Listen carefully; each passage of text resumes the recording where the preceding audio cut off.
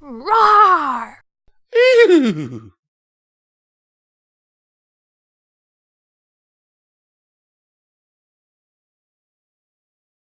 P is for paralysis. He made a bargain with the wrong man. James Collins was stuck, paralyzed, just outside the corner of his apartment. Ethereal, the only one who could see him, stood before him in a black-brimmed hat. The man bid him adieu with the tip of his hat and a flash of his teeth. Its words rang in his ears like rusted bells. I granted you your desire. Your family is now fully sustainable. Your enemy has been dealt a rather unfortunate hand in the stock markets this morning.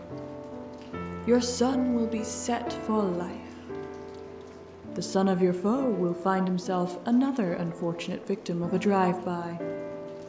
Gang violence is so depressing.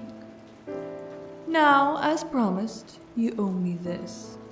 50 years. Those will be spent here. You can watch and you can listen, but you'll never be seen nor heard. In half a century, I shall return to release you. Until then, live in the moment. Every moment. To watch time pass is a privilege, if you're allowed to be. So he waited. He missed the sensation of his own blood pumping through his veins, and the cold rush of air down his throat. He watched as his son left. The apartment they used to call home would surely be beneath him now. Years flew by, and he watched the city around him grow. Soon, days became like hours to him.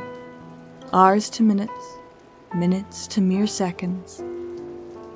One day, he noticed a particularly interesting-looking man strolling down the lane in a fancy suit. He was young, with a head full of ginger hair. If James didn't know any better, he'd assumed he'd fallen backwards in time. The young man was him, surely. And in a way he was. The young man removed a canister, a flask from his suit, and drained it. Then his ass fell to the concrete below, and tears started to flow. "Where did you go, Dad?" he asked, with a start. James realized then that the young man was his son.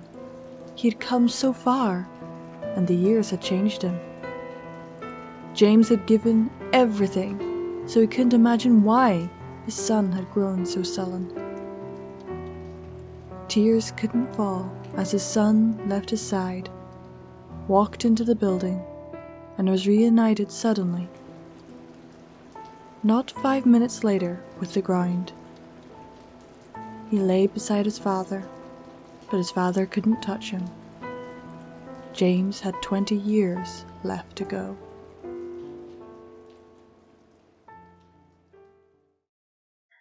And a howling thank you to my Patreons.